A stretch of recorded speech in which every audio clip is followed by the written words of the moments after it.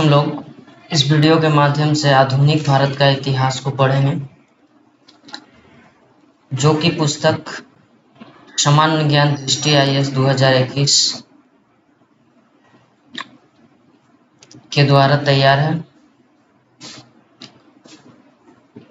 इस पुस्तक को मुख्य रूप से IAS, PCS, NDS, CDS, CAPF, SSC, CPU, railway, banking या इत्यादि एक दिवसीय परीक्षाओं के लिए महत्वपूर्ण है।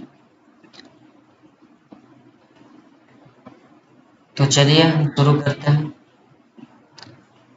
आधुनिक भारत का इतिहास। आधुनिक भारत का इतिहास, मॉडर्न हिस्ट्री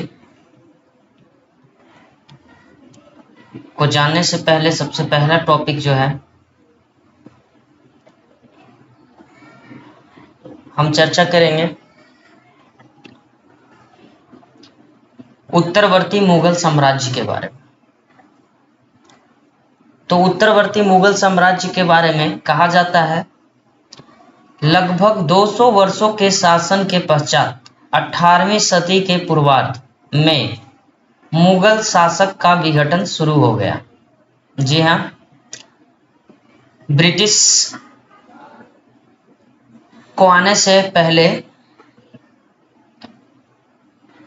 से ही 200 वर्षों से लगातार मुगल का शासन भारत पर चल रहा था, जो कि 18वीं सदी के पूर्वार्ध मुगल शासन का विघटन शुरू हो गया।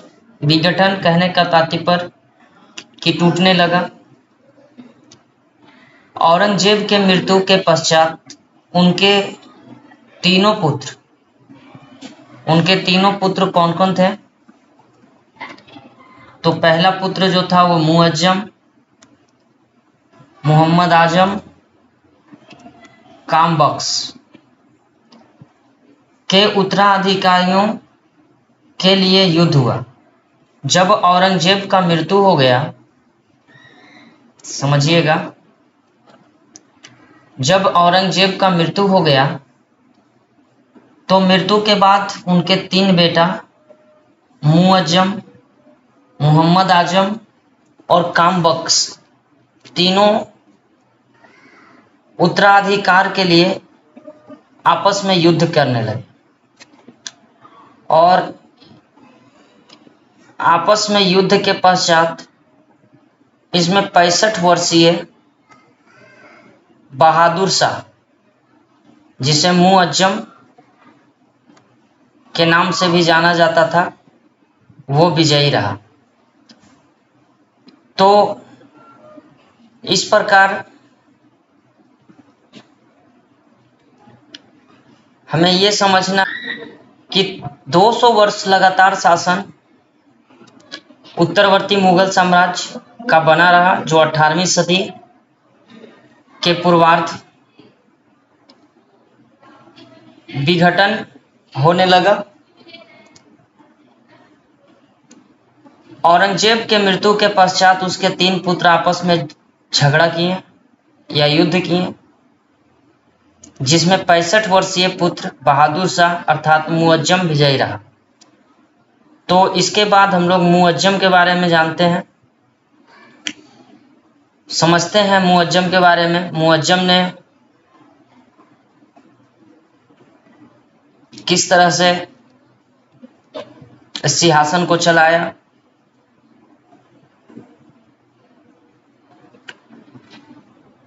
मुअज्जम, जिसे बहादुर शाह प्रथम के नाम से भी जाना जाता है, उसका शासनकाल 1707 से लेकर 1712 ईस्वी तक रहा। जी, मुअज्जम जो था, बहादुर शाह प्रथम अर्थात मुअज्जम जो था एक मुगल शासक ही था, जो कि 1707 से लेकर 1712 ईस्वी तक भारत पर शासन बरकरार रखा। कहा जाता है कि इसने मराठों तथा राजपूतों के प्रति, मराठों और राजपूतों के प्रति मैत्रीपूर्ण नीति अपनाई। बहादुर शाह प्रथम ने मराठों और राजपूतों के प्रति मैत्रीपूर्ण नीति अपनाई। 1707 में इसने संभाजी के पुत्र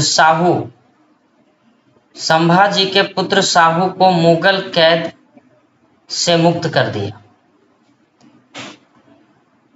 बहादुर शाह प्रथम ने जब सिंहासन अपने अधिकार में लिया तो उसने 1707 ईस्वी में संभाजी के पुत्र, जिसको मुगल कैद बना के रखे हुए था, उसे आजाद कर दिया। और बहादुर शाह प्रथम ने सिखों के 10वें गुरु, जी हाँ, सिखों के 10वें गुरु गोविंद सिंह के साथ मेल मिलाप के संबंध स्थापित किए एवं उन्हें संतुष्ट करने के लिए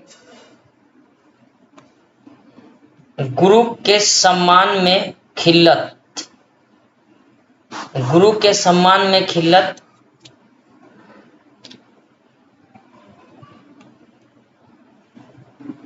राजाओं द्वारा सम्मानपूर्वक भेंट की गई पोशाक एवं उच्च मनसब ओहदा प्रदान किए।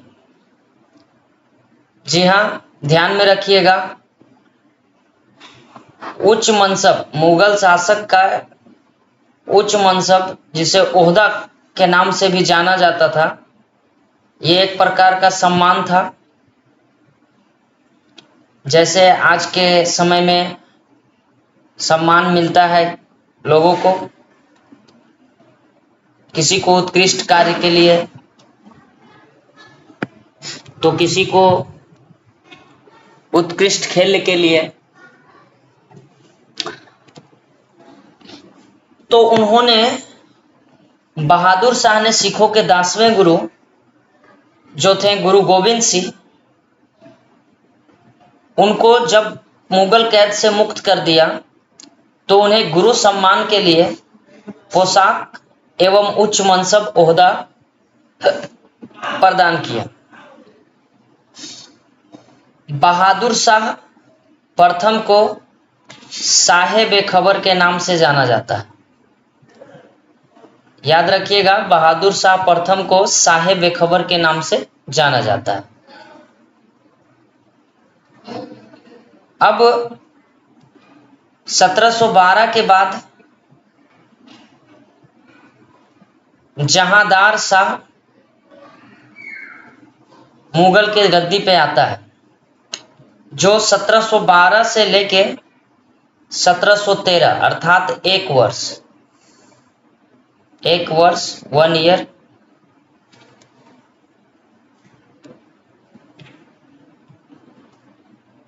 1712 से लेकर 1713 अर्थात 1 ईयर या 1 वर्ष मुगल शासन को चलाता है।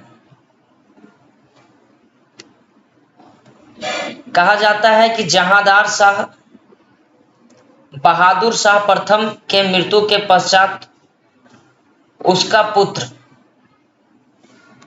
बहादुर शाह मृत्यु के पश्चात उसका पुत्र जहांदार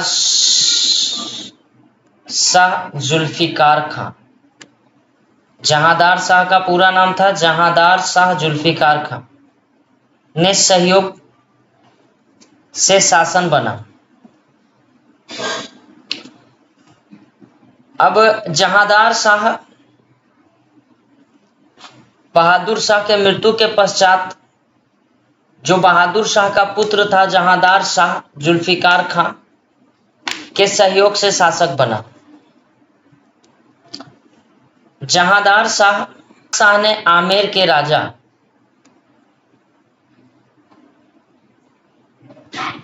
जय सिंह, जहांदार शाह ने आमेर के राजा सवाई जय सिंह को मालवा का सूबेदार नियुक्त किया।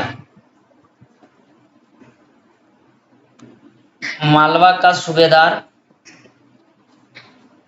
नियुक्त किया। जहांदार शाह ने आमेर के राजा जो थे जय सिंह को मालवा का सूबेदार नियुक्त किया तथा मिर्जा की उपाधि दी। जी, जय सिंह, सवाई जय सिंह जो आमेर के राजा थे, उन्हें मिर्जा का उपाधि कौन दिया? जहांदार शाह ने दिया। और जहांदार शाह ने क्या किया कि जय सिंह को मालवा का सूबेदार बना दिया। साथ ही मारवाड़ के राजा, और उन्होंने क्या काम किया कि जो मारवाड़ के राजा अजीत सिंह थे को गुजरात का सूबेदार, उनको उन्होंने गुजरात का सूबेदार बना दिया तथा महाराजा की उपाधि प्रदान की। जी, जहांदार शाह ने राजा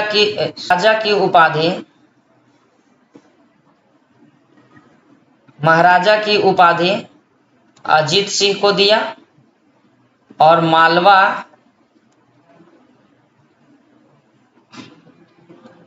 के सूबेदार जय सिंह को बनाया और जय सिंह को मिर्जा का उपाधि दिया और अजीत सिंह को महाराजा का उपाधि दिया और अजीत सिंह को उन्होंने गुजरात का सूबेदार बनाया।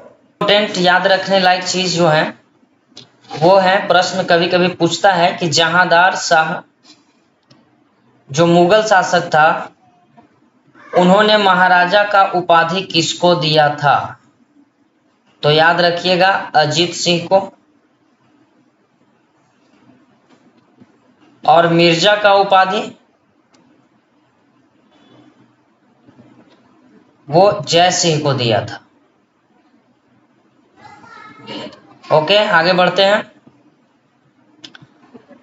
जहांदार शाह को लोग जो है लंपट और मूर्ख कहते थे। जहांदार शाह को जो है लोग लंपट और मूर्ख कहते थे। 1713 में जहांदार शाह का भतीजा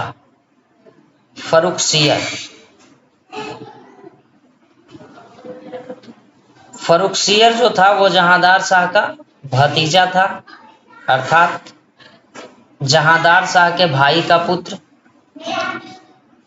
सैयद बंधुओं अब्दुल्ला खां तथा हुसैन अली के सहयोग से उसे परास्त कर सिंहासन पर बैठा। 1712 ईस्वी में तो जहांदार शाह मुगल गद्दी को संभाला और 1713 ईस्वी में जहांदार शाह का भतीजा जो था फर्रुखसियर, उसने सैयद बंधु अली खां या हुसैन अली का सहयोग लेके और उसे परास्त कर दिया और सिंहासन पर बैठा। तो इस प्रकार 1713 ईस्वी से लेके 1719 ईस्वी तक अब मुगल के गद्दी पर फर्रुखसियर का शासन कायम हो गया। फर्रुखसियर अपने शासनकाल में, याद रखिएगा, फर्रुखसियर का शासनकाल 1713 से लेकर 1719, 6 साल तक मुगल शासक के रूप में अटल रहा। कार्यकाल में जजिया जो एक प्रकार का कर था और तीर्थ यात्रा कर, जजिया कर और तीर्थ यात्रा कर को समाप्त कर दिया। जी, तो प्रश्न में कभी कभी पूछता है और इम्पोर्टेंट भी है कि जजिया कर को किस मुगल शासक ने समाप्त किया? तो फर्रुखसियर। फर्रुखसियर जजिया कर के साथ साथ तीर्थ कर था, उसको समाप्त कर दिया। सैयद बंधुओं के प्रभाव से भयभीत होकर फर्रुखसियर इनके खिलाफ षड्यंत्र करने लगा। अब फर्रुखसियर तो मुगल गद्दी पर सैयद बंधु अब्दुल्ला खां और हुसैन अली का सहयोग लेके ही मुगल की गद्दी पे बैठा था, लेकिन फर्रुखसियर को अब उसी से डर लगने लगा और फर्रुखसियर ने सैयद बंधु के खिलाफ षड्यंत्र करने लगा, जिसका पता लग जाने पर सैयद बंधुओं ने फर्रुखसियर को उसके पद से हटाकर उसकी हत्या कर दी। अब फर्रुखसियर को जिसने गद्दी पे बैठाया या जिसने गद्दी पे बैठाने में उसका साथ दिया, उसी ने उसका हत्या भी कर दिया। तो याद रखिएगा, फर्रुखसियर का हत्या कौन किया? तो सैयद बंधु ने किया। सैयद बंधु जो था वो अब्दुल्ला खां एवं हैदर अली। फर्रुखसियर के मृत्यु के पश्चात क्रमशः रफी उद दरजात और रफी उदौला अत्यंत कम समय के लिए गद्दी पर बैठे। फर्रुखसियर के मृत्यु के पश्चात जो मुगल गद्दी पे बैठा वो रफी उद दरजात और रफी उदौला कम समय के लिए गद्दी पर बैठा, कुछ दिनों के लिए गद्दी पर बैठा। अब मुगल गद्दी पे मुगल शासक मोहम्मद शाह 1719 से लेके 1748 तक मुगल शासक के रूप में बरकरार रहता है। मुगल शासक मोहम्मद शाह के शासनकाल में अनेक स्वतंत्र राज्यों का उदय हुआ। जी हाँ, प्रश्न पूछा जाएगा कि किस मुगल शासक के शासनकाल में अनेक स्वतंत्र राज्यों का उदय हुआ, तो वो है मोहम्मद शाह। मोहम्मद शाह का शासनकाल 1719 से 1748 तक रहा। जैसे बंगाल, अवध, हैदराबाद इत्यादि। मोहम्मद शाह का वास्तविक नाम रोशन अख्तर था। जी, मोहम्मद शाह का वास्तविक नाम रोशन अख्तर था और मोहम्मद शाह को ही रंगीला बादशाह भी कहा जाता था। मोहम्मद शाह के शासनकाल में नादिर शाह का आक्रमण हुआ। मोहम्मद शाह के ही शासनकाल में नादिर शाह का आक्रमण हुआ। फरवरी 1739 में करनाल में हुए युद्ध में मुगलों की हार हुई। मोहम्मद शाह का युद्ध जो हुआ वो नादिर शाह के साथ हुआ, या नादिर शाह ने मुगल शाह के शासन या मुगल साम्राज्य पर आक्रमण किया और फरवरी 1739 में करनाल में हुए युद्ध में मुगल की हार हुई। तो मुगल का हार जो हुआ वो करनाल युद्ध में हुआ। करनाल युद्ध कब हुआ? 1739 में हुआ और इस युद्ध में मुगल शासक मोहम्मद शाह को पराजित करने वाले शासक कौन था? तो नादिर शाह था। नादिर शाह भारत से 30 करोड़ नगद सोना चांदी के अतिरिक्त कोहिनूर हीरा तथा शाहजहां का रत्न जड़ित सिंहासन तख्ते ताऊस भी अपने साथ ले गया। नादिर शाह मोहम्मद शाह को करनाल युद्ध 1739 में हराकर उसने क्या किया कि नादिर शाह मुगल शासक के दरबार से 30 करोड़ का नगद सोना चांदी कोहिनूर हीरा शाहजहां का रत्न जड़ित सिंहासन तख्ते ताऊत भी अपने साथ लेकर गया। अहमद शाह अब्दाली ने मोहम्मद शाह के समय ही प्रथम बार 1748 में भारत पर आक्रमण किया। अहमद शाह अब्दाली ने मोहम्मद शाह के समय ही पहली बार 1748 ईस्वी में भारत पर आक्रमण किया। इसके पश्चात मोहम्मद शाह 1748 से 1754 तक आलमगीर द्वितीय 1754 से 1759 गद्दी पर बैठे। इसके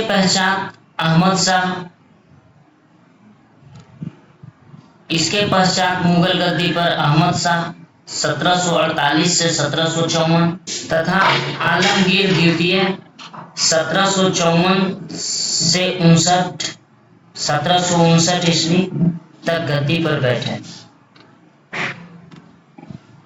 शाह आलम द्वितीय 1759 से 1806।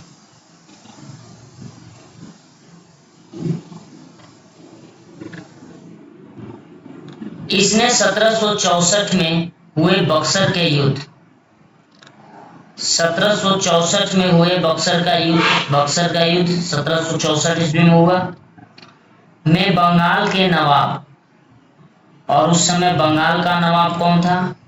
मीर कासिम, तथा अवध का नवाब शुजा-उद-दौला के साथ मिलकर ईस्ट इंडिया कंपनी के विरुद्ध लड़ाई लड़ी। 1764 ईस्वी में बक्सर का युद्ध जो हुआ, यह एक महत्वपूर्ण युद्ध था। इसमें बंगाल के नवाब मीर कासिम तथा अवध के नवाब सुदौला के साथ मिलकर ईस्ट इंडिया कंपनी के विरुद्ध लड़ाई छेड़ दिया। बक्सर के युद्ध में कंपनी से पराजित होने के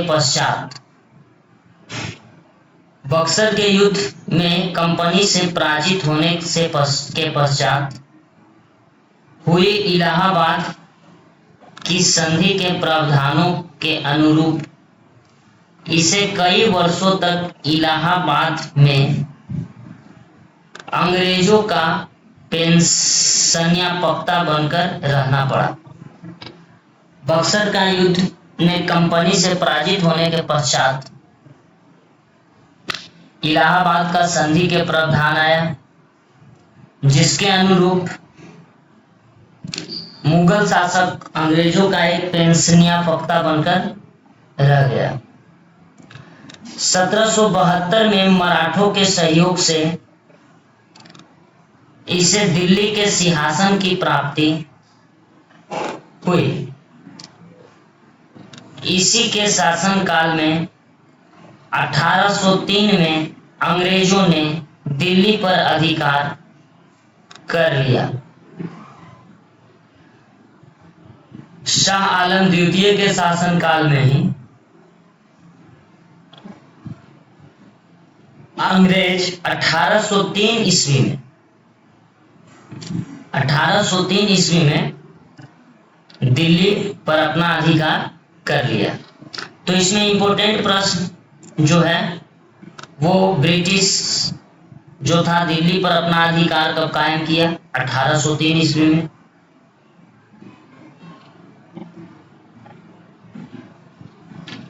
शाह आलम द्वितीय के पश्चात उसका पुत्र अकबर द्वितीय 1806 से 1837 ईस्वी तक गद्दी पर बैठा। बहादुर शाह द्वितीय 1837 से लेकर 1857 तक। बहादुर शाह द्वितीय, जिसे जफर के नाम से भी जाना जाता था, यह एक अंतिम मुगल शासक था। जी हाँ, अंतिम मुगल शासक जो था वो बहादुर शाह द्वितीय था, और बहादुर शाह द्वितीय का जो दूसरा नाम था वो जफर था।